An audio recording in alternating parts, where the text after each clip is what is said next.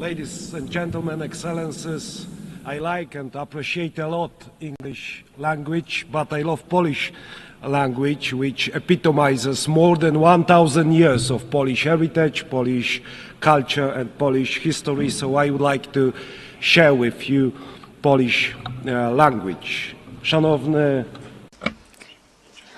Distinguished Mr. President, Your Excellencies, esteemed delegates, I am standing here for the first time as President of the Republic of Poland. And of course, I feel great proud because of this. But at the same time, I'm aware of what serious challenges we are facing today as an international community. This is indeed so, for the world has changed completely over the last couple of years since the start of the Russian invasion of Ukraine. On February the 24th, 2022, we were brutally, all of us, awakened from our blissful dream of a world at the end of history. The history did not finish, and the history will not finish, and we need to be aware of that. So we were awakened from our blissful dream in which we strive for universal peace and respect for the principles of international law. I believe these are the words which are repeated more frequently in this community. This dream, ladies and gentlemen, does no longer exist, and we often repeat the words which do not reflect reality which surrounds us, both in Central Europe, in Eastern Europe, and in many other regions of the world from which you have come. State borders have ceased to be untouchable, as a matter of fact, and international law, which has so far been considered the compass of the world order, began to be treated more as a suggestion rather than a rule. Let me remind you that shortly after the outbreak of the war and the attack of the Russian Federation on Ukraine, Polish men and women demonstrated incredible solidarity with the fighting Ukrainian nation. We opened our hearts, our borders, we opened up our homes. We provided material, financial, and military assistance, as well as diplomatic one. Today, ladies and gentlemen, 1 million Ukrainian refugees live in Poland. Ladies and gentlemen, the Russian invasion of Ukraine is not only the most serious conflict in Europe since World War II, but it is also a turning point. The existing international order is crumbling before our eyes. The world has entered a new and dangerous era of rivalry between great powers, breaking rules and testing how far one can go before someone says a clear enough stop. The principle of sovereignty, you can ask this question. It is increasingly trampled upon, the prohibition of aggression reduced to a dead letter. Instead of law, an attempt to use naked and brutal force. We are at a turning point in history, a time when the decisions made today will have consequences for decades to come. And all of us need to be aware of this, and all of us are taking responsibility for this. That is why now, as a community of democratic states, or those aspiring to be democratic states, we must view the current situation as a battlefield for principles whose observance may determine the future of our civilization. Ladies and gentlemen, I think this is the last moment to take concrete action. Ladies and gentlemen, Russia's aggression against Ukraine is not just a regional conflict.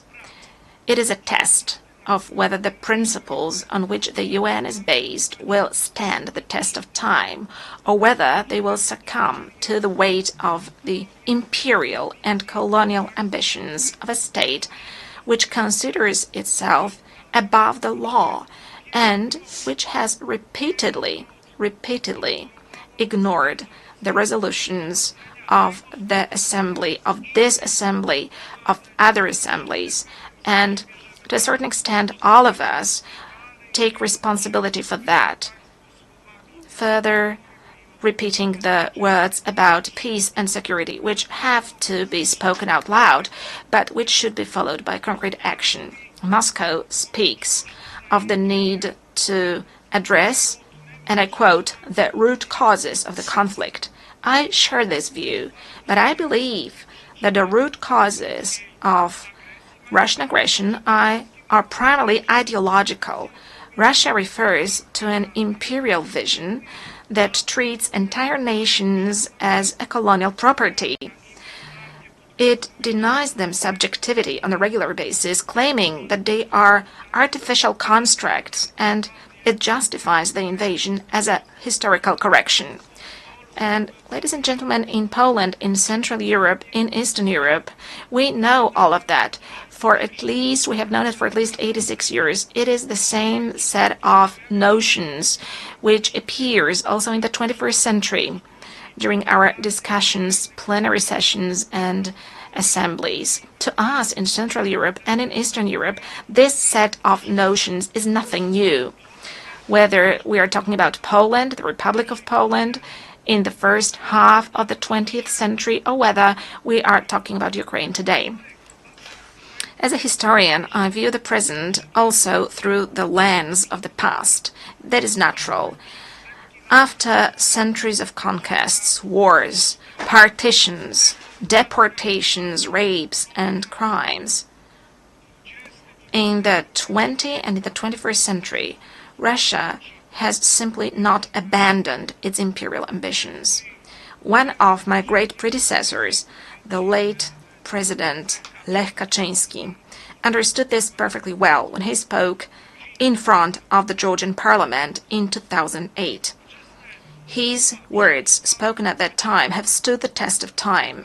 President Lech Kaczynski said, ladies and gentlemen, today Georgia, tomorrow Ukraine, the day after tomorrow the Baltic states, and later, perhaps, it will be time for my country, for Poland.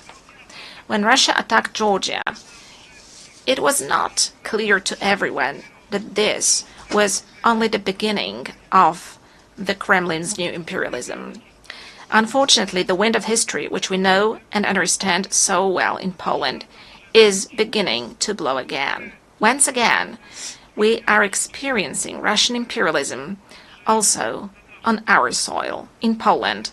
2 weeks ago, on the night of September 9th to 10th, the Russian drones attacked the territory of a NATO member state, on the territory of Poland. A dozen or so drones violated my country's borders deliberately, because I assure you, ladies and gentlemen, that this was not a coincidence. It happened on orders issued in the capital of a country which is a permanent member of the Security Council.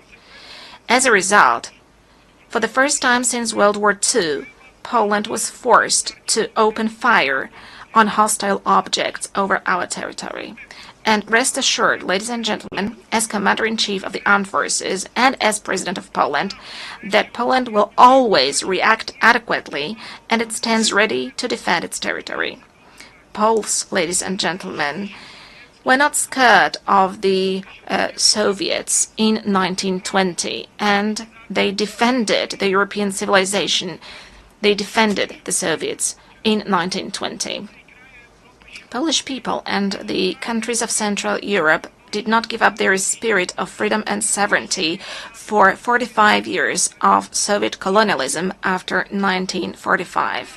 And Polish people, as well as countries of Central and Eastern Europe, will not be scared of Russian drones either.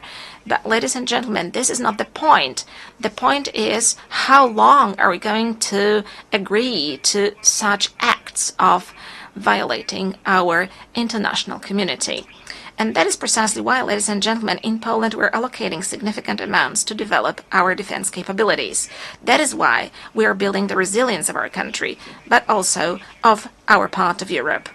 Since the victims of similar provocations by Russia are also the Baltic states, our friends, the Estonians, for example, as well as Romania. As a leader in the region, we are working to strengthen the close ties among the Bucharest 9 countries. And that is why we are developing cooperation within the Three Seas initiative. As the voice of the region, we emphasize that we do not consent to Moscow's ruthless acts of provocation against us and other European nations, testing our reactions and intimidating our societies. We do not agree to that. Distinguished delegates, neo-imperial and neo-colonial Russia is attempting to destroy the architecture of international security before our eyes. It violates international law, reinforces divisions, and strives to revive the concert of powers. Many countries present in this hall today are well aware of the tragedy of borders drawn by force and decisions taken over the heads of nations. Historical experiences, often so difficult for my country, shows that lasting peace cannot be built on rewarding aggression. We cannot agree to territorial integrity and sovereignty being violated. Russia's current actions do not indicate a willingness to pursue genuine peace, declarations of dialogue, and this is something we know as well, are accompanied by military offensives and more attacks, with victims being civilians, including children. Always when Moscow says peace, what it actually means is surrender of the one who it considers its enemy.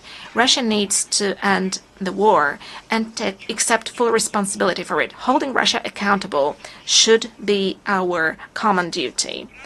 The perpetrators of all international crimes must be tried before competent courts. And I hope this is going to be the case soon, and that we are going to meet in the coming years, also during my presidency, and discuss things which should be obvious for all of us.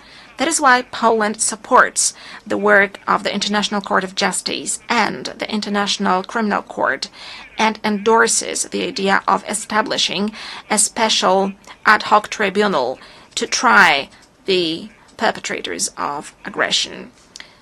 For no war can be profitable for the aggressors. Wars cannot pay off to the aggressors, also in terms of economy. States and nations deserve full compensation also from those who started the Second World War. Because if we want to build a community of states, of democratic states, a common European Union, then we have to agree together that war must not pay off in terms of economy to any aggressor. Ladies and gentlemen, as I mentioned, we are currently facing a whole range of global and local challenges. The eyes of the world, and ours too, are currently looking at the Middle East. Poland, like many other countries in the world, is following with concern the situation in this region, in the Middle East, where, as a result of the brutal attacks by Hamas on October the 7th, 2023, the conflict has escalated. Israel, like any other country, has the right to self-defense. Actions undertaken by Israel, however, must comply with international law, including international humanitarian law.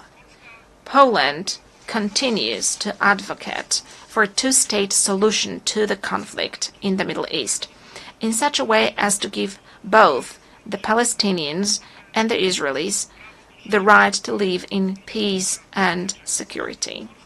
Poland consistently supports international efforts to improve the situation in the Middle East and calls on the UN to take action. Ladies and gentlemen, Poland has no colonial past. which is why we are a reliable and trustworthy partner for Asian and African countries. What is more, we ourselves, we Poles, were victims of colonial policies pursued by superpowers, so we understand perfectly well the instruments used by neo-imperial powers, and we do not consent to them destabilizing certain regions of the world. As President of the Republic of Poland, I will pay particular attention to developing our cooperation with various regions of the world. I'm referring to the African continent. We can all see how the ongoing wars, conflicts, and terrorist attacks undermine the efforts of proud African nations to live and develop in safe and just conditions. The world must stand with all those affected by insecurity and help them restore peace.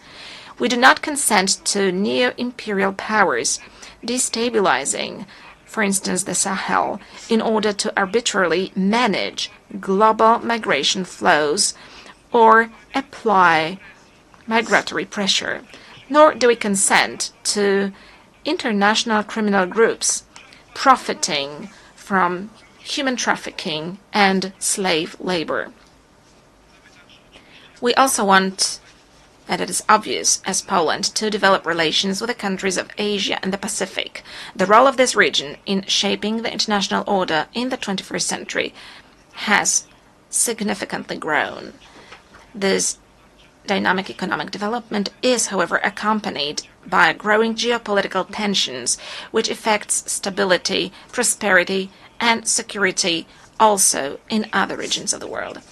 Ladies and gentlemen, as Polish people, we are concerned about the negative impact of global crises. But as President of Poland, I want to say openly here in front of this international community that we are also deeply concerned and we are aware of the mistakes made by our Western partners, friends, and neighbors. Yes, I agree with President Donald Trump that in recent years, and that is something that we were warning against as Poles, and this was the signal sent also by Central European countries, Eastern European countries. Europe is deep in ideological madness. This led to bad decisions on migration. This led to green craziness, green madness, the Green Deal, which is destroying economic markets and also agricultural markets. Yes, the very same Europe, our friends and our partners with whom we want to build a common European Union. For many years, we're subsidizing the Russian Federation buying Russian cheap gas. Ladies and gentlemen, in Poland as well as in Central Europe, we know all of that, and we are glad whenever the leaders of the European countries, Western European countries, draw conclusions and when they listen to our voice. Ladies and gentlemen, development and humanitarian aid are an integral part of our country's foreign policy in terms of building global peace, security, and development. We see it as a joint investment in our future, security, stability, and prosperity. We are present with our support in many areas in Africa, in Eastern Europe, and in the Middle East.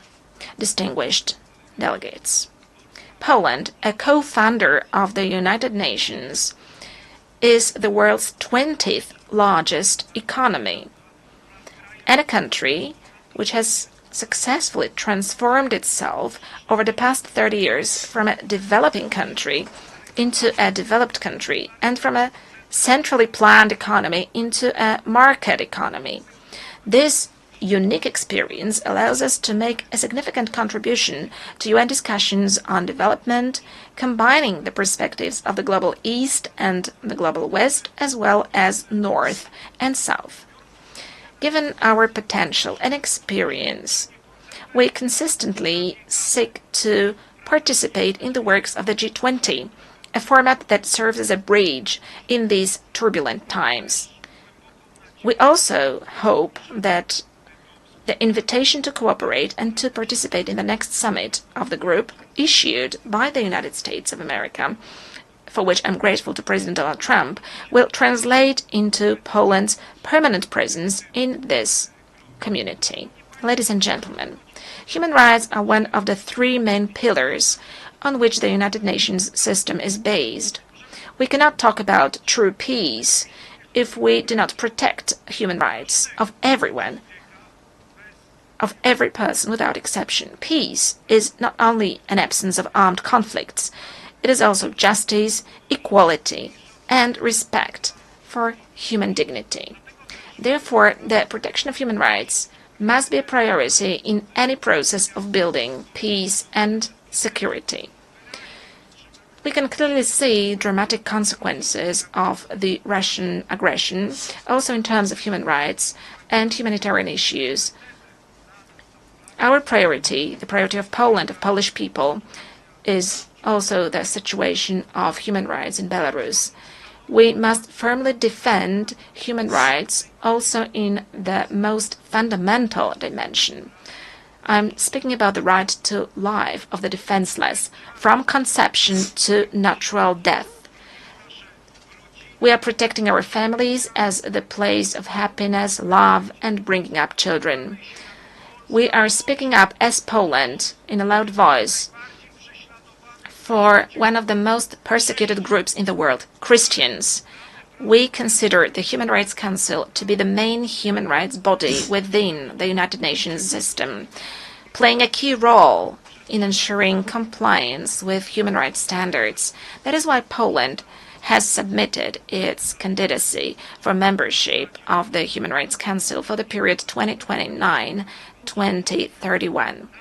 Our candidacy reflects our commitment to promoting and protecting human rights around the world. Distinguished Mr. President, Your Excellencies, esteemed delegates, the United Nations was established 80 years ago. This anniversary shows how far we have come, but also how many challenges still lie ahead. Today we know that international cooperation is not an option, it is a necessity for all of us. It is unacceptable that aggressors begin to march with impunity through other people's territories and perpetrators of war crimes sleep peacefully without accountability every day. Let me remind you that after World War II, there was no room for relativizing crimes, at least in case of the most important commanders who gave orders. There was Nuremberg. There was a court, there was a name and a family name, there was a charge and a sentence, because it was not just about revenge, it was about principles, and today it's also about principles to make sure that crime is not rewarded and that the law is never replaced by force. Today, we must return to that spirit. We must build an international system of accountability that will not hesitate to call evil by its name, regardless of the flag it bears on its shoulder. We must make it clear there are borders, there are human rights, there is international law, and anyone who violates it should face severe consequences. But it is not going to happen by itself, ladies and gentlemen, for the world order is not given once and for all. It depends precisely on us, on the governments, institutions, but most importantly, on societies. As one of the Nobel Peace Prize laureates once said, neutrality helps the oppressor always, never the victim. Silence encourages the tormentor, never the tormented. Let these words be not just a warning, but also a call to action. To action here and now. Thank you for your attention.